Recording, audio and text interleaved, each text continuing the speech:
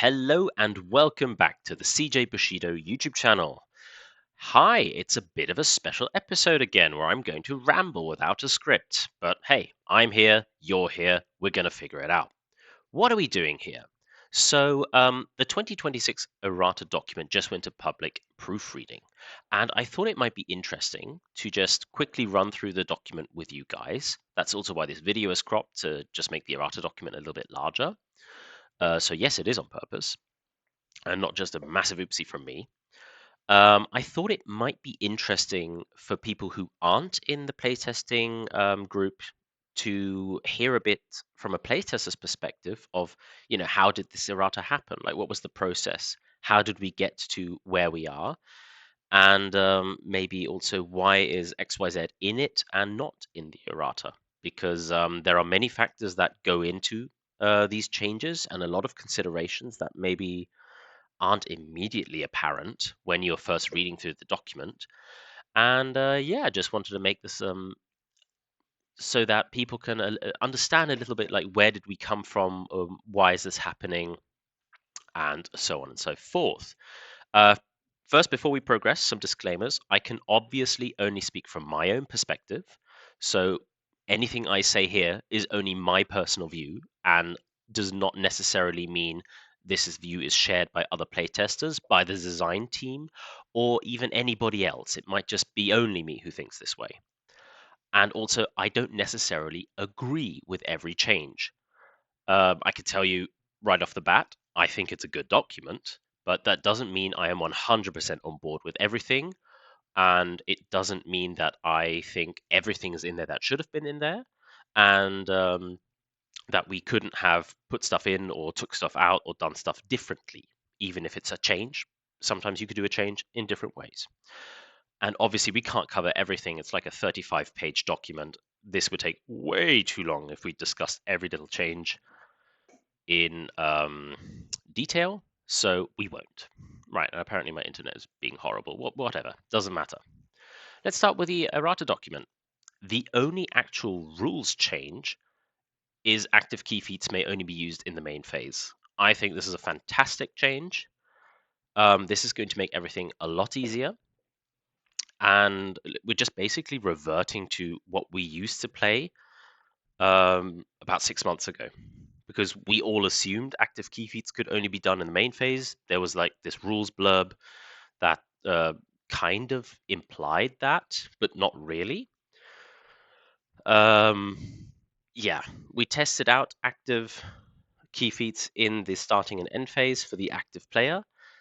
And to be honest, in my own personal opinion, I think it just has too many shenanigans and silly interactions. And I think it's a great idea to keep them to the main phase. I think the most important thing this changes is you can't carry over activations very easily into the next turn with active key feats.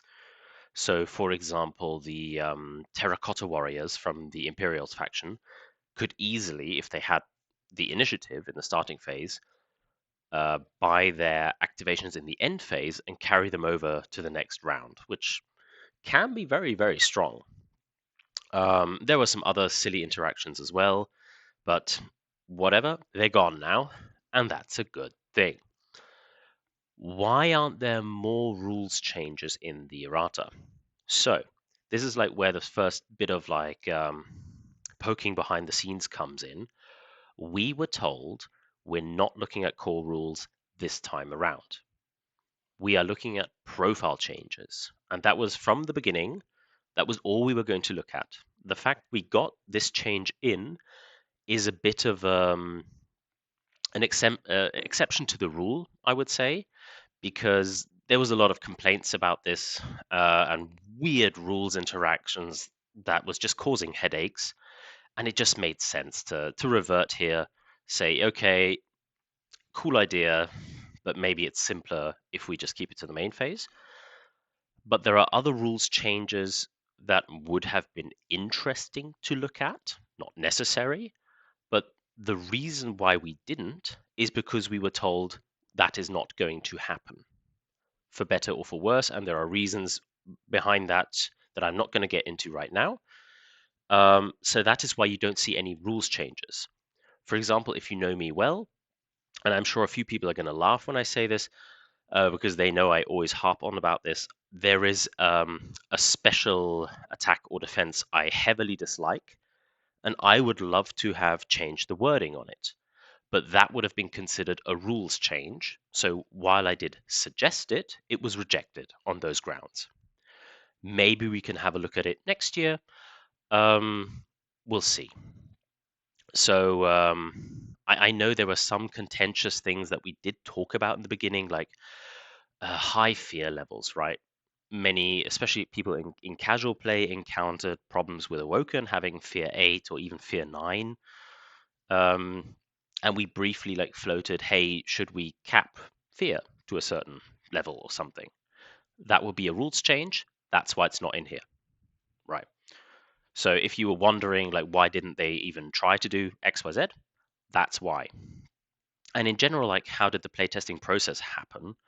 Maybe I should have started with that, but here we are. The playtesters were asked to provide suggestions first off the bat.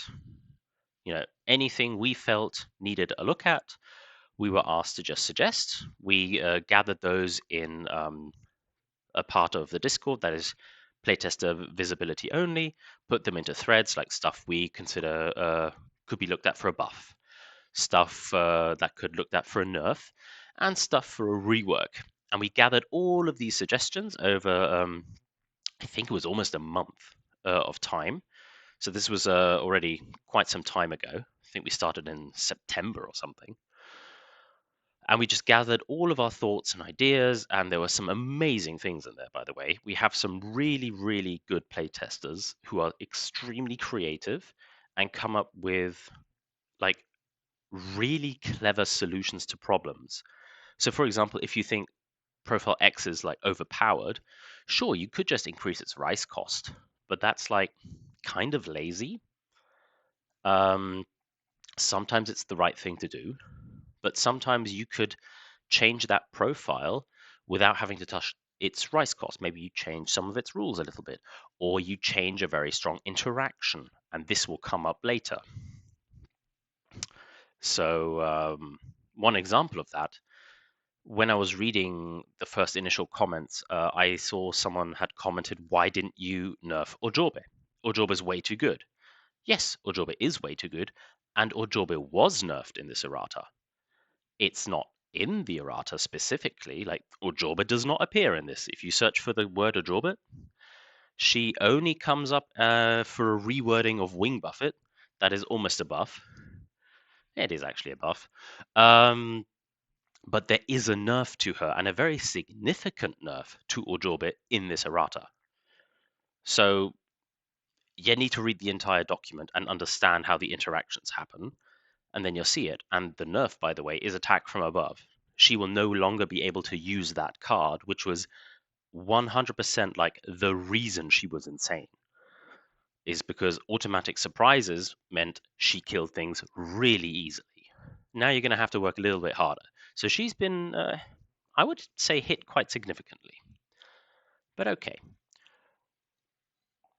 So we gathered all our suggestions. The design team then gathered all of these things and put them into this document you see right here that you all have access to. It's in the Bushido rules section somewhere in an extra thread, and it's in the pinned comment. So we gathered everything here, as well as what they were thinking about, what they were looking at, stuck it all together, and then over many weeks started to filter out things, chuck out some things where the design team felt like that's not the right way to do it, or maybe it's not the right time to do it. Then we had to play test tons of games and gather feedback for many proposed changes. And then over time, these evolved. We went through many iterations in some parts, and I can go into a little bit of detail when we get to them. Yeah. And then finally, on I think it was Tuesday night, we had a meeting. We finalized the document and said, F it, we're kind of done here. out to the public it goes. They need to see this before we pump it live. And that was, 2 days ago. So here we are. Let's start off with Prefecture because that's how the document was set up. The big change in Prefecture is passing the night, but let's just quickly go over the other changes before we get there. So Prefecture Patrol, there was a feeling in the playtester group that it's a blank card and does kind of nothing in comparison to the other themes, right? So there was just a little theme benefit added in because there's tons of space on the card, and yes, that is actually a very big consideration. Some changes are just not possible because there's no space, or it would require too much text or whatever. So some changes are just not possible because of that, by the way. But there was tons of space in the card, and we thought, yeah, this is just low-hanging fruit. Let's just give Prefecture something else to consider. Maybe they can look at a Prefecture Patrol thing and try and get some steadfast and coordinated attack, which will really help the Ashigaru out. I don't think this is game breaking. I think this is kind of cute. We'll see what happens. Maybe Boomy can come up with some insane combination there. And if he does, hats off to him. Sato Kiyoshi needed changing. There was an interaction with this card that was sitting there for years that we all kind of missed. So, and that's why his unique effect needed rewriting. What he was able to do by removing a piece of terrain was because it wasn't specified what terrain it was, you could remove an idol because that is technically terrain. And I guess people can understand pretty quickly once you point this out that that can be incredibly broken. So, for example, in a 6 idol scenario, you could just take away one of your friendly idols and you only have one left to protect while your opponent still has two. And that's just, a massive unfair advantage. Or in a 3 idle scenario, let's just say you're doing corner square or corner edge deployment, you could take away the idle that's closest to your opponent and get a really easy early lead. Now, this massively breaks scenarios, and I'm really happy no one really did this, but it needed fixing before someone caught this. So that's why that is there. Right. Then passing the night. So passing the night as released did not work. Why do I say it didn't work? Because it was like, I would say, the most efficient, popular, and strong tournament list we saw ever since its release. Is it what didn't work as intended? So when's the last time you saw Ton in a competitive list, right? Well, never, because if you took him, you were kind of just shooting yourself in the foot. Because if you couldn't remove the shame on him, it effectively meant you lost the game. So something needed to happen because all we were seeing is just seeing regular samurai in there, completely ignoring the shame mechanic and just using Hida for some crazy stacking of buffs where you get like +2, +3 dice and you just go ruffle stomp some poor fools. And that's kind of not really what the theme was supposed to do.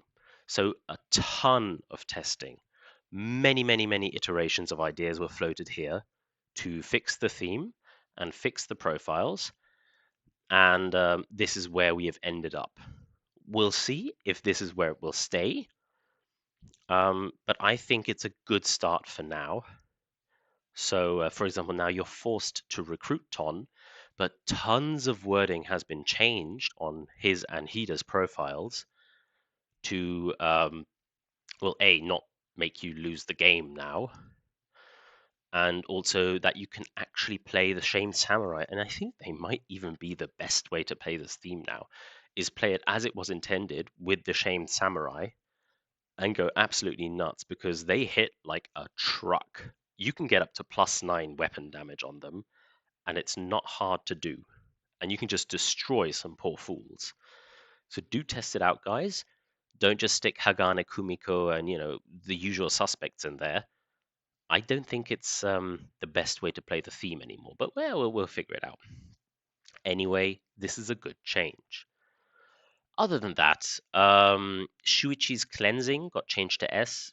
It was just like felt it's way too hard to cast cleansing as a complex, and as multiple profiles share the cleansing key feat, we changed it for all of them.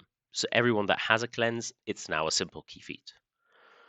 Hida, as said just earlier, now no longer stacks his aura. You can only do it once on a certain pool. So you could do it once for melee and once for ranged, but you can't do, oh, I'll increase my melee pool 3 times. That no longer works. That's a good change.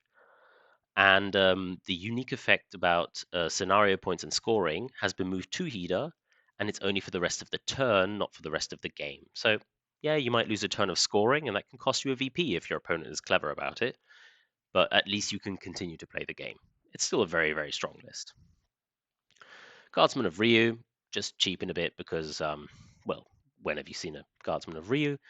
And the sacrifice event was changed a bit to allow some some shame management with Ton as well. He's been changed quite heavily, as you can see. All the changes are in red to make sure that this theme is playable again. And you're even going to be rewarded for bringing Shamed Samurai because then Ton becomes cheaper. And again, you have to put him into the Passing the Night theme now. So if you take all the Shamed Samurai, then Ton will be 4 rice cheaper, and he'll only be 10 rice. And at that point, yeah, he's kind of a bargain. All right, that's kind of what we did for Ryu. Now you could argue, hey, why didn't we do more? Why didn't we look at the Shisai samurai that have just been weak forever and ever? Amen. Well, most of the time, the answer is going to be because we already did so much and we can't do everything.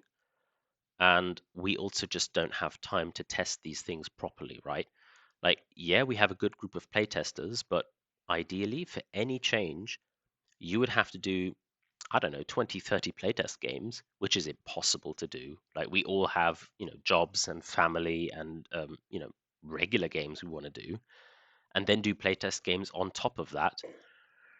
You can't do everything. And also, if you do change everything, then it's really hard to measure what did the changes actually do because you've changed so much that you might have some unintended consequences and interactions. So the general feeling was change as little as possible, but improve the game while you're doing so. So if you immediately ask, oh, but why didn't you change XYZ profile? It may have been suggested, like for example, Hagane. Many people feel like she's in every list, and Kumiko as well. We should make them more expensive.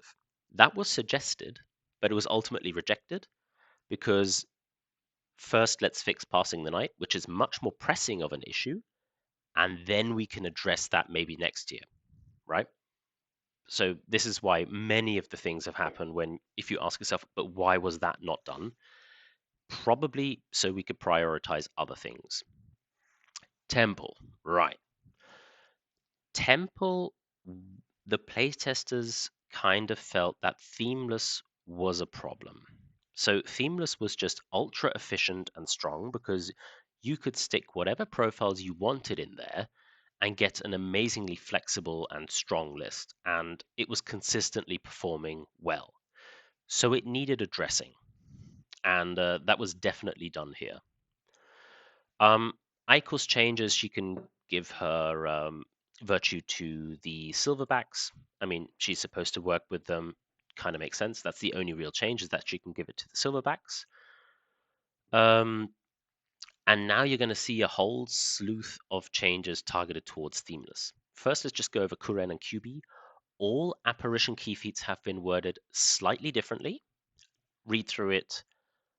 I think it's just an improvement on the wording and a cleanup and makes the the use case windows a little bit clearer, but you'll see it for all of the apparition models. So for example, Yamauba and Cult, same thing, has the same change. This is like the cleansing change. If you change one of them, you change all of them. Right. Kaio. Its virtue trait may only use add virtue to friendly villager models. Prayer beads. Only villagers now. No more prayer beads on foxes. No more prayer beads on Sohei. No more prayer beads, anywhere else. It has to be on a villager. The traps are now theme locked to the villager theme Bastions of the Mountain, excuse me. Hisao got his cleansing. So why these changes? It was felt that, especially in Themeless, you were just benefiting of getting to cherry pick all the strongest effects. Like you'd always play 2 rope traps, for example, just because they were cheap and amazing.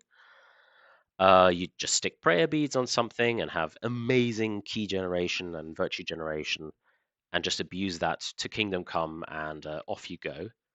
And this had to be addressed. Let's just say it as it is.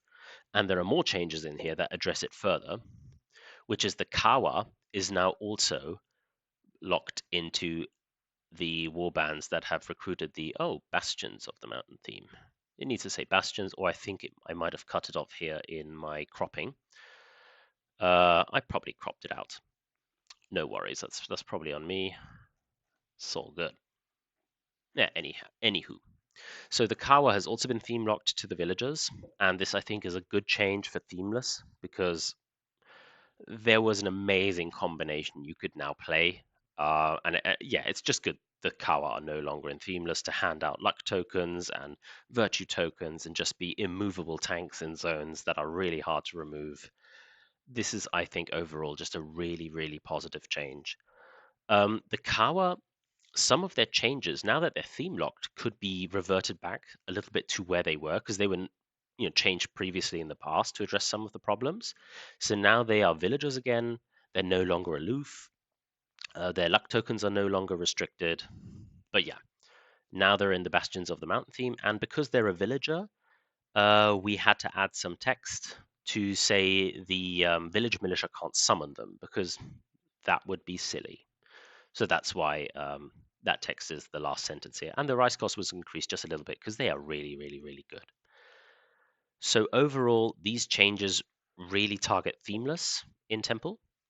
And we're hoping that this will bring it down a notch, because let's be real, everything else in Temple is also still amazing.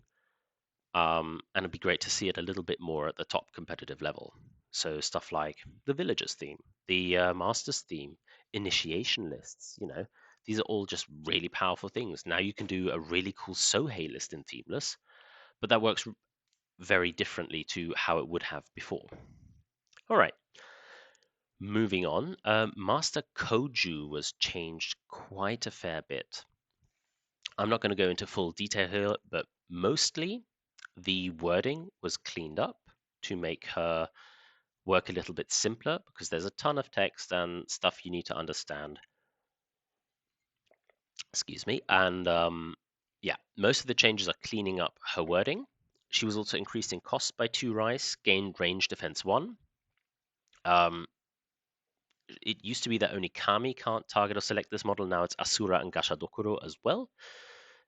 This is law reasons. And her one with creation card was changed to now be melee weapons to Master Koju's profile card. So that means they use melee pool 4, not 3. So that's also a reason why the Tiger got reduced in damage by 1, but did gain powerful attack. And the Deer actually, like, you would hardly ever see this, gain counter-strike defense, because that makes it really interesting to think about. Overall, I think this is a little bit of a buff to Koju. There are others who think it's a side grade because you now have to pay 2 rice more, and rice is really tight in lists, and I get that argument. It's a very valid argument. But for me, as someone who has less experience with Temple, I would say it reads like a small buff, because it feels to me that Koju's damage output potential has been increased, even though, yes, I am paying more rice. We'll see how this shakes out. Yeah. So I think the most important thing to notice is the one with creation card now uses Koju's melee pool instead of the printed melee pool on the card. Right, moving on to Cult. First off, Yamauba Apparition. It's the same as all other apparitions. It's just a wording change. And then here we go. Mo Ices made it just a little bit cheaper because 15 is a little bit expensive. I don't think this is crazy. Moving on. Ikirio. Okay, so Ikirio has lost the Shugenja typing. This has two very large implications. First of all, she can no longer benefit from Yu-Gi-Oh's Desecrated Shrine key feat that would give her Believer. So now she actually has to pay full price every time she wants to use her laser. 3 key instead of 2. That will limit the amount of times she can shoot in a round. Second of all, and probably much more importantly, this means she can no longer be bodyguarded. That is a big change because now you actually have to care about your positioning. And if there is a model that is fearless in some way, shape, or form, or has a move effect to get into base to base, she is going to die because she will not beat these models in a melee exchange with one paltry dice. She is going to get smacked. Overall, I think this just makes cult players play her a lot more conservatively because you just don't have the get out of jail free card with the bodyguarding that was possible either through animated militia or through the Nightmares of Jigoku theme with Burakumin. And while I personally wanted her just reverted back to how she was and then, drop her 3 rise down to 16 from 19 and call it a day, I can understand that this is an interesting change. And the more I sit and think about it, the more I'm starting to warm up to it and come round to it, that it might be a more interesting way to address the Ikirio change. Maybe my view that I very strongly tried to push through with simple key feat was a little bit too conservative. But hey, time will tell. Apparition on Shinrei, same thing as Yamauba and everybody else. The Harionago lost the base-to-base sticker for her Mirage. I believe this is because other Mirage key feats don't have a base-to-base sticker, like Kota, so they should be the same. And then we start moving into the actual really big changes in Cult, which is Kairai and Gashadokuro, or skeletons, which I'm going to be calling them from now on because that's quicker and easier. Skeletons were long seen as a sort of a boogeyman in Cult and in the meta overall because with their immune states, they would just ignore 85% of the game and you would just shove them into your opponent. And if you got into a good situation, you could just go all attack, knowing even if they do hit you and damage you, you're just going to regenerate that away. And I think especially beginner to intermediate players really struggled to deal with this. And for good reason, they have been given a very serious look at this round in the Errata. And while I'm sure some cult players are going to be sad about the changes, I think overall this is going to be a positive change for the meta as a whole. Because while I don't think they were a problem competitively, I think for casual play, it's going to make, those first few games before you understand how to beat them so much easier to deal with. So what were these changes? Mostly, they are now no longer immune states, but immune to most things. And I think all of them have lost immunity prone and held. So now you can get them on the ground, you can get them grappled, and start to reduce their melee pool that way, and then go for really big combo attacks that will just destroy them really quickly. The other big change was Kairai, and they've been changed massively. This was previewed by Jason in Hamburg. He said, oh, we're going to halve their cost and give them aloof. And that was literally where this started. So we halved the costs, we gave them aloof, and just said, right, let's play some games and figure out how crazy this is and where they need to end up, right?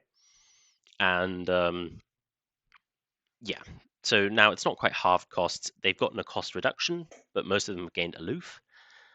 Importantly, Minorai is not aloof because it's a named one, it's a unique one. with a little bit more of a brain, apparently for lore reasons, which is quite cool. But this overall should make the Kyrai a lot more playable, just because you get way more of them. And models like Gengo has now gained additional text on its fresh meat key feat to lose aloof until the end phase, so you can still press buttons quite well. And also jump up is like really nice. Right. So for example, here on the Risen Kyrai, you can now see they've gained aloof. They did not change in rise cost because for them, even dropping just one rise down to 2 would be a massive percentage change and might make them just that little bit too good. So their rise cost was not changed for that reason. We're going to have to keep an eye on them for now. But models such as the Kyrai Villager dropped in rise cost down to 5. They gained aloof, they gained group. So you can't just, spam them and have a billion activations. I'm really interested to see how this Kyrai horde is going to play out. It's going to be very, very interesting. So you get the farmer now, who's also 5 rise but gains a really, really nice key feat. Obviously, you're going to have to get the key on there, but with Leech and with Gok and stuff like that, it shouldn't be too hard. Kyrai Militia also got cheaper. They got a little bit better on their weapons. Then we have the Ksata Kyrai that dropped, I think, from 7 to 5, also gaining aloof and group. So this is all like sweeping broad changes. You're going to get a few more Kyrai in your lists now. The armored Kyrai dropped quite significantly, down from 12 down to 7. At 12, let's be real, they were just a little bit expensive. But hey, now they're aloof, now they're grouped. Maybe you only want one to not have the group penalty. And we'll see how that goes. And they also gain a push defense. Tadao was changed quite heavily. And at this point, really feels like you have a Minimoto, like undead Minimoto samurai in your list. And that's going to be really, really, really cool. Tadao actually increased in price from 16 to 17 because the changes make Tadao like really strong. Like better weapon, a push attack, one more armor, change to their key feat. They gained a sort of this Minimoto Bear stands alone thing, the Bear's Aegis, and it'll gain immune prone fire, so it's going to be really difficult to remove off the board. And this model is not affected by Peacock's Pride. You're going to be seeing this a lot in Cult. This has to do with an upcoming release that would kind of invalidate the way these guys play. Ignore it for now until you see the peacocks, and then you'll see, oh yeah, that makes sense. Araka, again, got dropped down in Rice and changed just a little bit. Got a little bit more offensive power, but lost durable range. So now you can just shoot him, and he's a big boy on a large base. He'll take a lot of damage that way. So there's just a different way of how this model will play. And it was felt that he needs a little bit of a bump because you never see him, and it's a bit of a shame because it's such a cool model. So yeah, that's Araka. The animated militia, as we spoke of earlier, their immunities have been changed to now, oh, they're immune berserk, blind, death sentence, diseased, impetuous, fire, stunned, but not held, not prone, and funnily enough, they're not immune control. Now, it's not easy to control a soulless model, but it is possible. That can be funny. I'm looking forward to seeing if some people can get pull this off. Also, like they did drop a rice, however, they got group. So you're now going to get punished for taking multiples of them. It was just too easy. We felt that you could just take 2 or 3, and they were really efficient. They no longer have bodyguard Shigenja. They just did everything, and they also gained aloof. So I'd still want to take one for 5 rice. They're a great roadblock, but yeah, it's. I think overall this is going to be a positive change, and I hope we'll see just a little less spam. And cult players will just have to work a little bit harder to protect their strong Shigenja models. Warui, I really want to point out that this guy has different immunities to the rest of the lot. This guy is immune control. I think he's the only one. And there is a reason for this. And the reason was because when he dies, their Akami is put into the game. And it's such a rules headache to figure out all of those interactions. We just put immune control on there and called it a day. That's the reason why Rui has immunity control and the others don't. Akoshi just changed the immunities. Eiko gained sweep attack. Um, and also this model is not affected by Peacock's Pride, as well as the immunity changes. And yeah, I think as soon as you see the peacocks, this is going to make a ton of sense. The animated warriors gain the Ashigaru keyword, which means they can now go into the Wretched theme. They've gained aloof, group, immunity changes, just like all of them. However, they've dropped 2 rice in cost. So that's quite interesting. And a big change to the skeletons is Satohachi. He's gained a ton of stuff. So first of all, his fear was up to 5 because he's scarier than a regular, silly little animated militia. His command was increased to 4 models within 6 instead of 2 models within 4. And yes, you might say, oh, command is a bad ability, but it got improved a ton on his card specifically. So he has a new unique effect. While activating using this model's command trait, models lose the aloof and insignificant traits and may ignore Peacock's Pride. Again, the Peacock's Pride thing will make sense once you see the Peacocks, but the aloof thing, this means he can activate, make 4 of your models no longer be aloof, and you can just go press buttons. So he now really feels like the skeleton commander. And I hope we're going to see him more on the table because he is a real terror now with his 4 melee dice and feint and reach and parry. Like, he's a strong model. All right, and that kind of does it for Cult. Now, was everything there that I wanted? No. I would have appreciated a Wanyudo change, as in a nerf, because I just think the Wanyudo is slightly too good. And at one point, the Wanyudo was in this document with a really elegant change, what I thought, but ultimately the design team decided against it. I didn't ask the reasons. I'm assuming it's either they felt it wasn't the correct change and they'd like to see a different one, or we're changing so much already and the document is so large, let's just start here, see what happens, which is a healthy way to approach balancing an errata in general. All right, Savage Wave. Okay, you're going to see a ton of buffs here. Savage Wave, I think everybody kind of agrees that Savage Wave needed some help. So, yeah, here is help. I'm really hoping we're going to see more cave bats, giant cave bats, and Yan Riders because a lot of their problems have been addressed by giving them range defense or dropping their rice cost. Jihan was reworked to have more ki, and the way his switching between profiles has been changed just a little bit because there were some weird things that could happen there. Kang and the Tribal Roots gain Brutal to make them a little bit more interesting to play with. Yami Mure has a significantly changed unique effect, and this should be really fun for all the Bakemono players to play around with.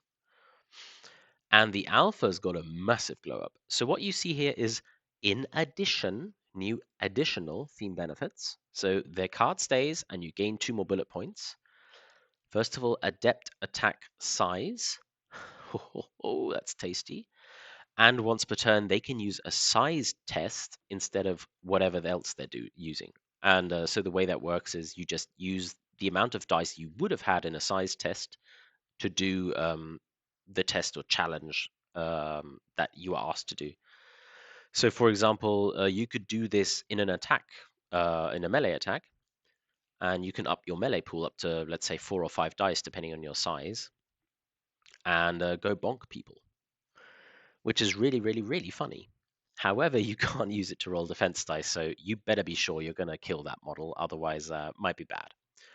But there's some really cool stuff you can do here, and I'm really hoping the alphas get a nice bump out of this because overall, I think everybody would be in agreement that the Oni were a bit weak sauce, and that's a bit of a shame because they're such cool models.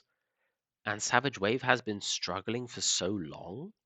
Like, you can do well with them, but like not really with the Onis. So I'm hopeful that this is going to be really, really, really cool. A little bit of a bump, and we'll see where they end up. Let's move on to the Ito clan. They have gained a whole slew of buffs aimed towards Hebes and the Blessed theme. Mostly, this is just improvements of profiles such as the Slither key feed, grapple attack, Koburai gain range defense because yeah, he just got shot off the table way too easily, and then some heavy rice drops around the shop. Um, Jade Mamba gained the Acolyte type. I believe this is to make them play in the upcoming, but already spoilered box that we saw in the faction channel. Cure got reworked a little bit, and the Vipers got reworked a little bit because you just never see them. They were too expensive for what they did. Yeah, and they've been improved. So let's hope we see them. Okay. STS. Right. Arakan was a menace. There's no other way to put it. Him being able just to teleport to an enemy's idol and start praying there, especially, having disguise, so sometimes it was harder to dislodge him if you had a key 1 model that couldn't even try to break the disguise, or a poor sad skeleton who even has key 0. Or, I mean, Arakan could also just teleport into base contact with a support model and then just combo attack them to death. That was a little bit crazy and a little bit good, and you saw him in like more than 60% of competitive lists. And yeah, he's being reined in a little bit. He's still a good model, don't get me wrong. But I think this is like more of what he should have been from the beginning instead of just absolutely cracked insane. Same thing kind of goes for the fan dancers, who got their melee boost increased to 3 key and gained the defensive trait because, well, they didn't really do what they were designed to do, which was be a wall, because they did that well, don't get me wrong, but at the same time they were kind of like the best like beat down models in the faction because they would just outnumber someone, not allow them to key boost with their own key feat, put them on the ground with sweep defense, and the other one would just finish them off. And that, while that was like really cool, that just wasn't what they were meant to do, especially considering their pretty aggressive costing of 23 for 2 models. So they've been reined in a bit. They were a terror, and now they need to calm down. And furthermore, the Raki effect has had a little bit of a change that you can't replace damage dice. Now, I know this is going to make some people very, very sad, because if you rolled well on your Raki, you could use it to spike your damage dice. But there was a really, really silly interaction that needed addressing, and that was the fact that you could use preordain and Raki dice in conjunction with each other to generate automatic crits. So, like, there are 3 models that have crit attack in STS. It's Shuo Huang from the Blood Brothers. Toshiro could gain it with his unique effect, and now Sumabo. And pretty much once Sumabo dropped and everybody had another look at him, everybody and their mothers realized, hang on, automatic crits sounds kind of good. And it was. And I think nobody enjoys just, knowing, oh, my opponent rolled a good Raki dice and it matches their preordained dice. If they get any level of success against me, I instantly die. Yeah, that needed to go, and it's gone. Righto. Obviously, Errata's not live yet, but it'll be gone soon. And that's overall that's STS. I think they're in a good spot. They're like super diverse as a faction, and I don't think this is too much of a problem for them. They have so many interesting playstyles they can still go for. All right, Descension. The Burbs. The Burbs got a ton of changes. First of all, the Tribesman Hunter Gatherers team got a little bit of a glow up because, let's be real, have you ever seen Tribesman competitively? Yeah, me neither. So they got a little bit cheaper in this theme and can now get in some of the Ronin tribesmen, so like the Falconers, for example, or Batu, and Unknown Ronin, because Toshiro is fun. Hokibo got a glow up because Yeah, Hokibo was just so hard to put on the table at 25 rise with some serious drawbacks, like range defense not being there. It was difficult to play Hokibo. And now, hey, Massive Katana is now stronger and also does feint, so it feels a little bit more like an actual Massive Katana. You get the range defense that was really, really necessary on that medium base and reduce its rise cost down a bit. Ojobe is still cheaper, and Ojobe was not changed. However, now with Hokibo's other benefits, such as Virtue, and a very, very good key feat in overall, I think there is a serious case to be made for Hokibo being a more interesting choice. Convocation of Eagles got reduced to 10 rice just because, I mean, they were kind of bad. Canute can inspire Ronin, so you can inspire your friendly Falconer friends. And now come like the big change, attack from above. Attack from above was an insane card. I think we all know. Mutaz almost won a GM with it. Let's be real, he got kind of unlucky not to do so. And I got pretty close as well in Hamburg, even though I got soundly and properly beaten down by a better player. I think I was riding a lot of my success on attack from above because it just did so much work. And this is where the Ojoba nerf is, as said earlier. You can only use it with small Tengu models now. So, yeah, no more Ojobe getting attack from above. Now, this also means none of the other medium-based models like Hokibo and the Hayatake can use attack from above as well. Life is hard.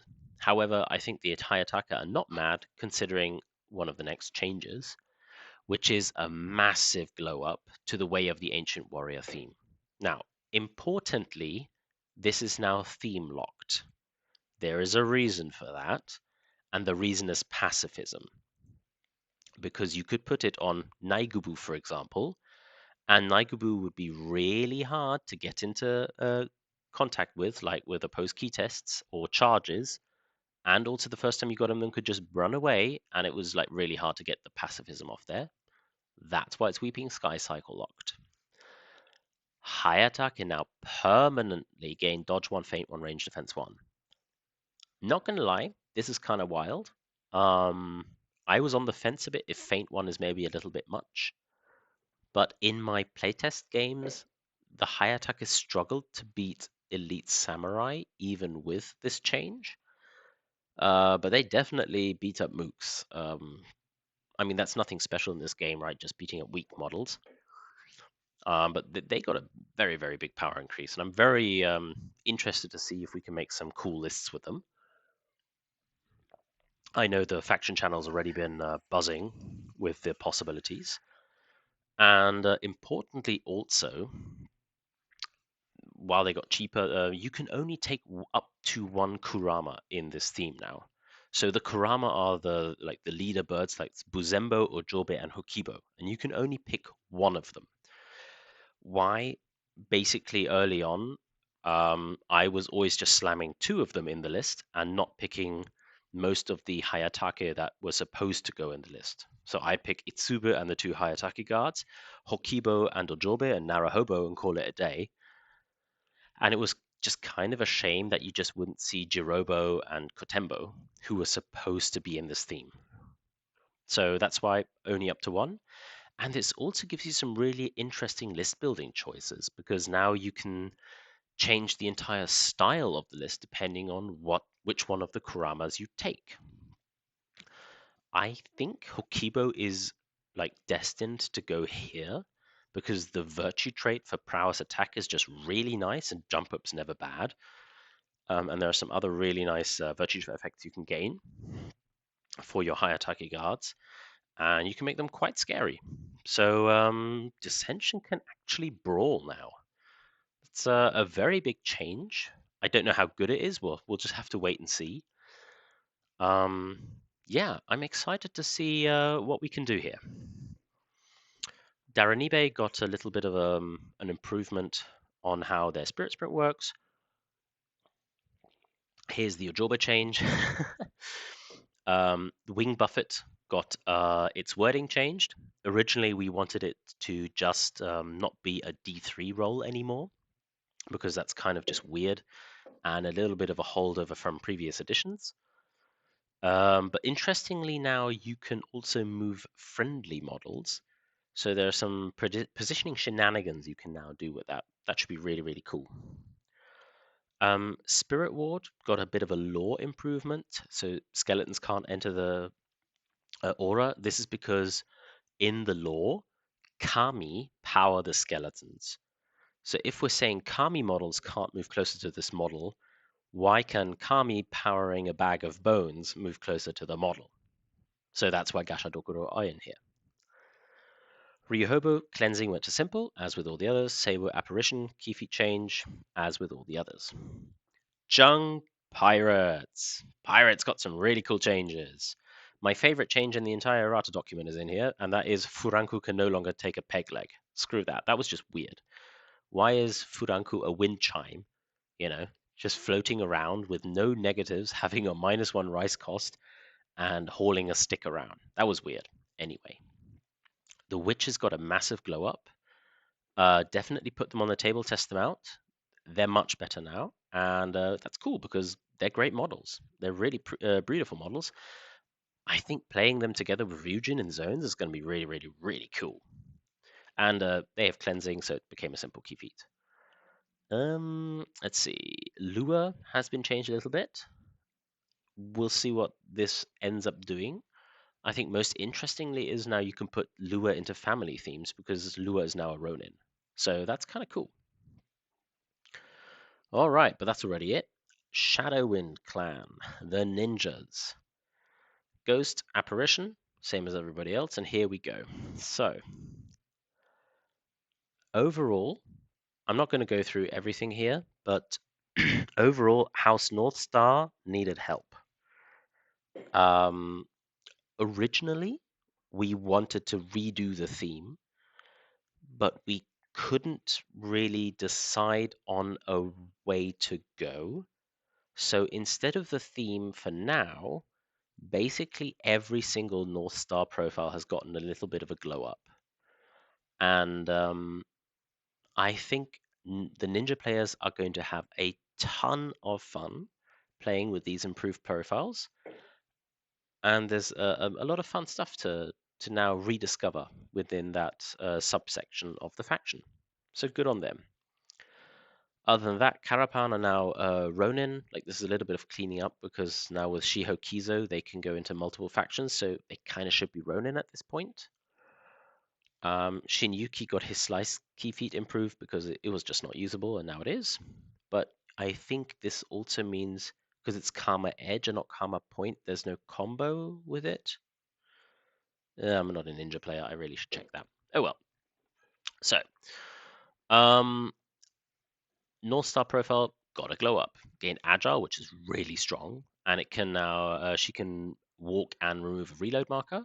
So, yeah, you get her into combat, and she just walks away from you with agile and reloads. Yeah, that's pretty cool. She's strong now. Yuto got a Kusari, got flank, got indomitable to help with the split attack, and can get willpower 1 now to make the key feats go off, the fog of hesitation go off a little bit easier. Very, very cool. And I think you'll see a theme here of the bullet points for their unique effects have been changed to make it more possible to use both at the same time. This is in lieu of changing the theme. Yeah, curious to see how you guys enjoy it. Biku is now a ninja model and no longer Ronin. So Biku will now no longer work for the prefecture. So apparently her contract ran out and now she's gone back home. And other than that, she gained a range boost too, which makes her quite a bit stronger in my mind. Very, very, very cool.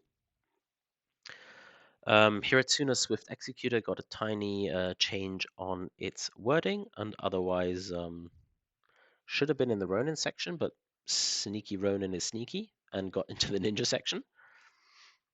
Then Jinichi got a little bit of a glow up in the unique effects. Axiom had weapons reworked. This should probably be red because it was Poru and now it's a short stick. And he also gained a knife, which is a very, very strong knife.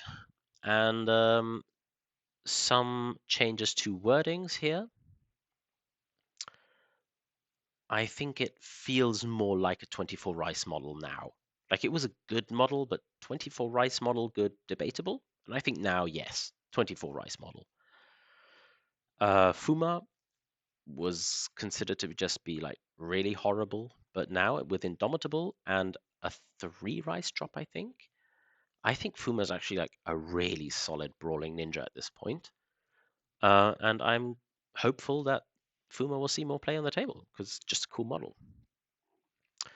Suda got a significant increase because Suda was just a meme and just not worth 25 rice. So melee pool went up to 4 and also just got an improved melee weapon as well as a change to its invisibility text to change how I believe, again, I'm not a ninja player, there was this weird like sort of spot where when you activated after being invisible and then wanted to be invisible again for the next activation, there was this split second in time where you were visible, so you wouldn't get a surprise off. And now that's been changed, so you are constantly invisible, excuse me, and you can actually get your surprises off a lot easier. Right, Minimoto. Akatsuki got a glow up. Girl, you fine. Free specials, updated wording on her frenzy ability to make it just a little bit better. Indomitable 2. However, can't get any enhancements. And this, I think, was specifically done to not give her bear stands, excuse me, the aspect of the bear, because there was some weird rule stuff there, and it was also really, really strong. And the rice cost went down to 16. Now, on first reading, this sounds amazing. However, don't forget, we're talking about a melee pool 3 Minimoto Samurai, not a melee pool 4 Minimoto Samurai. So this should make her interesting to play, but I don't think auto pick even in the slightest because she is vulnerable to opposed ki. She doesn't have any resistance or spirit or anything like that. So she's vulnerable, for example, to being obeyed and controlled. And you really don't want that. But definitely a much better fighter than before. And I'm hopeful she's going to see the table more often. Koyama got an increase to 21 rice just because, yeah, she was in every list. Let's face it. And the activation stuff in her UE is now worded so that it actually works. So that's just a nice quality of life part. Kamui's melt has been changed so that Icy Veins is no longer good enough to stop the melting. So this is quite a big change and will ensure that Kamui takes way more damage throughout the game unless you're willing to invest in Rinko. And I'm really hoping this means that we'll see Rinko on the table more often just to support Kamui. Yeah, I think this is just overall a positive change. Kamui is still crazy good, don't get me wrong, but this is reining in some of the power. Icy Veins got a little bit of a change, giving it immune bleed, which is, a little bit of an edge case, but will make sense once the Peacock clan come out. And then, you'll be like, oh, that's why. But I mean, also like lore-wise, like if you have icy veins, it would stand to reason that your blood flows slower or something, or coagulates quicker. So yeah, I think immune bleed just makes sense here. Hauru got the cleansing effect changed to simple and the cost reduced to 2, as well as remove all destructible terrain in the pulse. So Hauru is crazy good now. Like brings a really, really strong effect. Can you imagine like the face on your Imperial friend player's face when you just remove like 3 terracotta soldiers with this key feat? Whew. If they are terrain once Hauru rocks up, that's gonna be fun. So yeah, wild. But definitely a necessary change. Like Some of the blacksmiths are just not great right now. And I have it on good authority that the other blacksmiths are also going to be getting a look at. Like Kajia is great, we all know that. Nuan is like, yeah, technically all right and playable because there's some cool stuff you can do there. But Kinzoku, for example, just no. But I think that's just coming in a later update or at the worst case next year. So hang tight, Minimoto fans. Shiho. There used to be a lot more here, and it was removed. Not going to talk about what that was. That will come at a later point.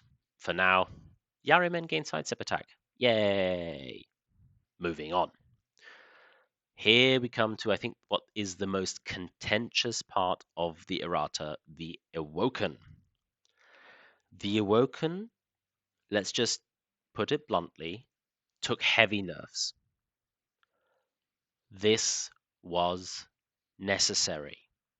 I'm sorry if you're an Awoken player, but the Awoken were bonkers good, like borderline completely and utterly broken strong, and they needed to be reined in. Right. What were the changes? So the Endless Processions got tuned down a massive amount. They were way too efficient and good, and the changes, I think, bring them down to a reasonable level. So, combo attack now costs you 1, size up a 0. They gained group. This was also done to, they were always supposed to have group. Like, let's just make this clear. It just got lost on the way to the printer. Like, they were always supposed to have group. Now they have it. And this, like, brings them more in line with other swarms that also usually have group. And most importantly, they lost Kumo. This means they do not contribute to the fear level. This also means currently, without any extra releases, the maximum fear value that the Awoken can get to right now is 7. No more. There is no more fear 8 or 9 in the game right now. This is also a reason why we didn't need to change the rule for fear, as I discussed in the very beginning, and cap it in some way, just because, well, right now it's just not possible to get more than fear 7. I think fear 7 is reasonable. It's a good list, by the way, as is like multiple versions of Fear 6 Awoken are still amazingly good lists. But Fear 8 and Fear 9 no longer exists in the game, at least for now. Everybody rejoice, especially in casual. I think this is a fantastic change. And before I go on, yeah, let's just quickly finish off the profile. So, hey, because they lost Kumo, we had to add that they don't get slower in web ground. Their healing was toned down a bit, so now if you're doing a combo attack, you're getting 1 health, not 1 health every time you do damage. And we had to add text that it can be included in any warbands, in any theme warbands, because they lost Kumo, right? And the rice cost, it said 8 on the card. It was always supposed to be 8 each. That's been cleaned up now. So now no longer every 2 weeks will someone have to ask, if I pay 8 rice, do I get all 3? No, you don't. Ren got up to 8 rice. I mean, for 6, she was just good. We all know that. It's 8 rice now. She's still amazing, by the way. I would still slam her into every single Awoken list ever, but at least you're paying a little bit more of a fairer price. Here comes the big one, Destiny's Fear. We all know Destiny's Fear was a little bit good. Let's be diplomatic here. Just that little bit good. It's been changed quite significantly now, and I hope everybody will agree that this feels a lot better for everybody involved. So the cost went down to 4. It's now an aura, which means if Akita dies, the aura ends. That's why this is important. The range is infinite, so it's board wide, and she can't do it if she's in base to base. So this gives you more counterplay, right? You could shoot her off the board and kill her, or fight her in base to base and kill her, and that will end Destiny's Fear. Or if you get a model into base to base, then she can't cast it. So there's some more counterplay.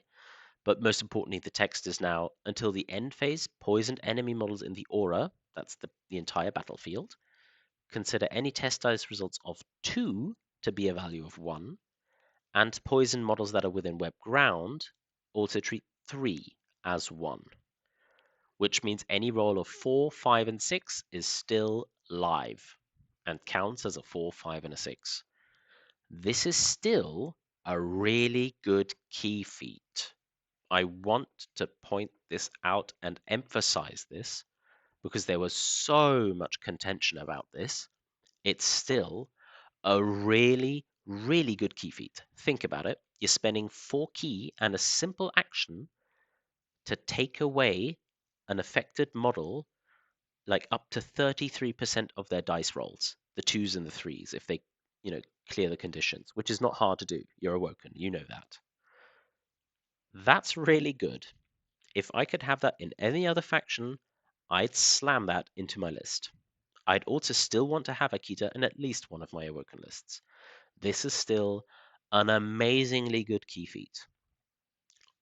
Also, what many people forget to remember is this still affects things that are not melee exchanges. Opposed key tests. Same thing. It's any test dice result, which means you can make people more vulnerable for opposed key tests, and the Awoken are very good ones. Size tests. Like, this is something I'm so glad we have this in now. And I'd seen this about a year ago and shut up because I thought it was a really, really strong ability. I was surprised no one was playing Kyo in every list with Akita because she could just walk up, immobilize people, and you'd put on Destiny's Fear, and they would not be able to remove the immobilized. They'd have to wait it off. And then you just reapply it. Like, that's crazy strong. And it's still good, right? So now, if you've got your poisoned opponent model in a web and they want to break the immobilize, any 2 or 3 they roll will not be a supporting dice. So that means for most small models, they're just going to have to roll that natural 6 or maybe like a 5-4 or a 5-5. You're taking away a lot of success results on immobilized. So again, Destiny's Fear, still really good. Yes, it's not as good as it was before, but let's be reasonable here. That was necessary. Right.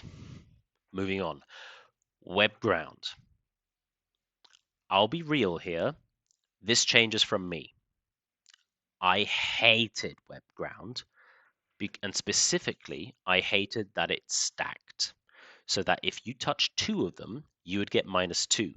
And if you touched 3 of them, you would get -3 movement. And so often, models would just get stuck for the rest of the game. Like a really nasty threat, like an Akio, right, in Prefecture, who's like a god level fighter. You just stick 3, web ground under him and watch him squirm. Like, he's just moving 1 inch at that point and running 1.5. He's going nowhere. Now web ground no longer stacks. So it doesn't matter how many web ground you touch during your movement, you'll get -1. This is a positive change, believe me.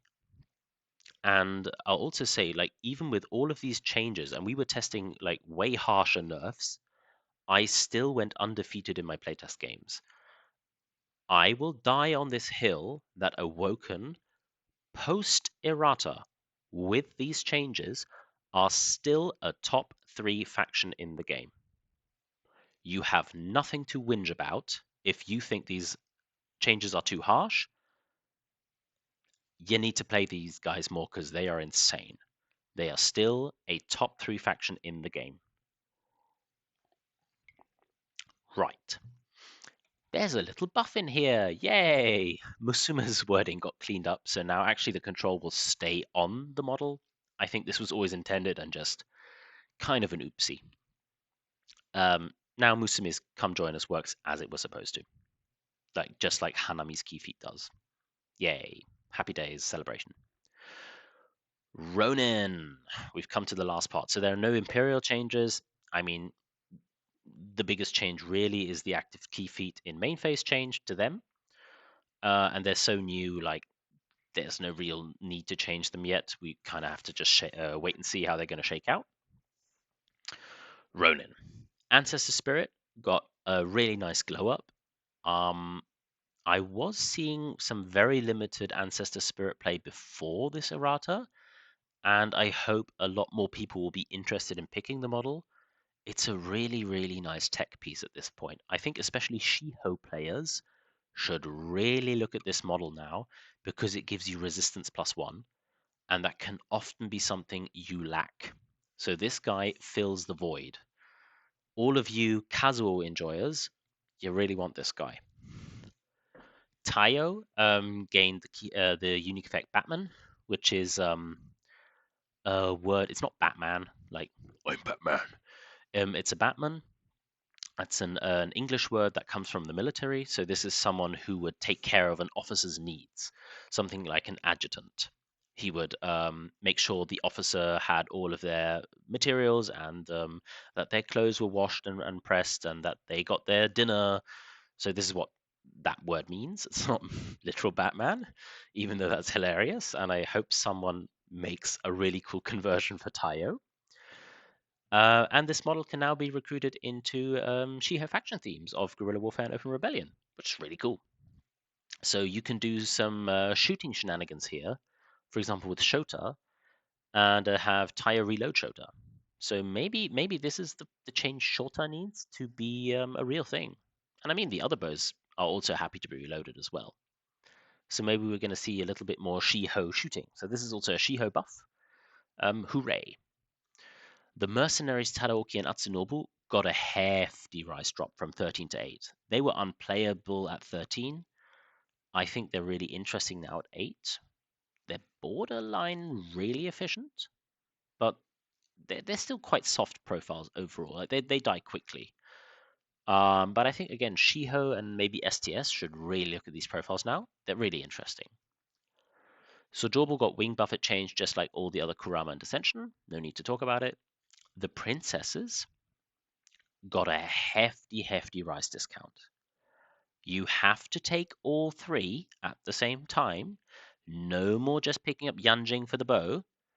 You pay 36 rice, you get 3 models, but previously that would have cost you 48 rice. You're essentially saving 12 rice, but you have to take them as a package deal. This also means in zones, you have to have all 3 in the same zone to contest that zone with 36 rice. If only 2 of them are in the zone, you have 2 models in the zone, but 0 rice. Deal with it. That's completely worth going down 12, and I repeat, 12 rice in cost. I'm hoping we see some more princesses on the board. They're cool now. And I think something that's going to make a lot of people really happy or really mad, Master Bat. Master Bat gained aloof. He mostly gained aloof because he was completely and utterly broken in Kinshi, and he was an amazing objective runner everywhere else. But also, his rice cost got changed to 13 plus X. What is the plus X? That is explained here in the Celestial Convergence unique effect that, if I understand correctly, will be on all Celestials going forward. The model's rise cost is variable. X is equal to the number of Celestial models recruited into the final warband, including this model. So that means if you take only Master Bat, X is equal to 1, because it's the number of Celestials you have, and Master Bat now then costs 14 rice. So now, if you're only taking Master Bat, you're paying 1 more rice, and he is aloof. So at that point, he is just, a predator, this missile that you can throw at, weak support models, but he doesn't also press all the buttons at the same time. This is a really harsh nerf, let's be real, but I think we're all happy to see it. He was everywhere, and for good reason, and I think this will slow him down quite a bit. We were actually floating 14 plus X for a long time, but it got lowered down to 13 plus X because the aloof part is the really harsh part of the nerf. Other than that, Lord Toad, same treatment plus X. You're paying at least 1 rice more. Now, if you're taking both of them, Master Bat and Lord Toad, then X is 2. That means you're paying plus 2 rice for each profile. That means overall you're paying plus 4 rice. This will alleviate my biggest concern of if we have like 3 or 4 or 5 Celestials at some point, because they were all soulless, right? And you kind of felt you needed soulless because of Awoken. Now you can't just have this clown car of Celestials. At the same time, actually, let's just finish off Lord Toad before we go there. First of all, wording got cleaned up, yada yada yada. He no longer removes the Vim. If you swallow the Vim, you don't remove the Vim. That was just a stupid thing that he could do, and that was fixed.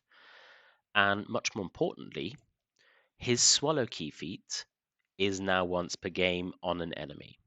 So you can still swallow all the friendly models you want, but if you successfully use it on an opponent and swallow them, then you can no longer do that on enemy models for the rest of the game. So you can swallow your opponent once. Very, very good change. He was way too oppressive. Back to Solus. The Awoken changes. I forgot to talk about this earlier. I think the Awoken changes, that is high fear level being reduced down to a maximum of 7, and I think mostly you're going to see fear 6, which is, previous cult levels of fear. The change to Destiny's Fear, and the change to what was it, the webs and everything. I think Awoken don't require a soulless list anymore to play into them. I think that's no longer the case. And also with the changes to Master Bat and Lord Toad, I think overall what this errata does is really open up the meta to see more types of lists and less list 1, I want to play what I'm actually trying to play, and list 2, how many soulless idiots can I find and shove into my list to deal with Awoken? I don't think that's necessary anymore. It's a lot harder to do now, and I think this is just a healthy change for the meta. So I'm super happy this happened. Right. Last change, Toshiro. His special attack and defense is now cost 0. So if essentially he gets a free melee boost. He's still 17 rice, and his aggressive still affects both sides of the board. But hey, I think now you might want to build around him more. He's a really cool model. I don't think this breaks him in any way, shape, or form. I've played him myself. But at least he gets a little bit of help. And I think that's the entire document. Yes, that's it. Alrighty. So, my final thoughts. Overall, I don't agree with everything, but overall, I think this is a fantastic document. It should address many of the current problems in the meta. As I just spoke to, I think now you don't have to have a soulless list for the Awoken, because even normal models, if poisoned, still have 4s, 5s, and 6s. Yeah, you can still roll, I don't know, 3, 3, 2 and get completely blown out, but you could also just roll a 5 and you'll be fine. So I think that's just much more playable now and opens up list building. And there are some really intriguing shakeups. I think 2026 is going to be a really good year for competitive Bushido. A lot of the stupid stuff was addressed. A lot of stuff was fixed. And again, like, yeah, this document is big, but actual like stuff that was broken was like 3 things. I think passing the night theme just not really working as intended. Ikiro being like really dumb, and the Awoken, and like the follow-on of the Celestials. That was like the only things that were like really contentious. But everything else was just like small balance changes and shake-ups. I think we're going to see some really cool, new, interesting ideas, some new lists, and I'm all for it because stale meta is boring meta. Yeah, I hope you're excited as I am, or as excited as I am, excuse me, for the errata to go live. That should happen somewhere around New Year's. I don't have a definitive date because I wasn't told because I'm only a lowly playtester, but I expect it, just to be somewhere around the start of January because it's supposed to be for 2026. Yeah. Um, and don't hesitate, give your own read through the document. Please help us with proofreading. Maybe we've got some typos in there and oopsies and things that need to be read. Like I pointed some out myself. Maybe we've missed some interaction and it breaks the game. If you find that, please let us know. That's what this public proofreading is there for. And we still have time to fix these things before it goes live. So yeah, do your feedback in the threads in that channel on the Discord. And I hope this was an informative and fun sort of walk through the errata just from this playtester's point of view. So like maybe this helps explain why some things are in there and maybe also why some things aren't in there. Mostly, again, I'll just reiterate, if something isn't in there, it's probably because we already did so much. Like this is like 35 pages of errata document. And if you change the entire game, like that's just mass confusion and it's really hard to figure out what actually did change and why. So you can't do everything at the same time.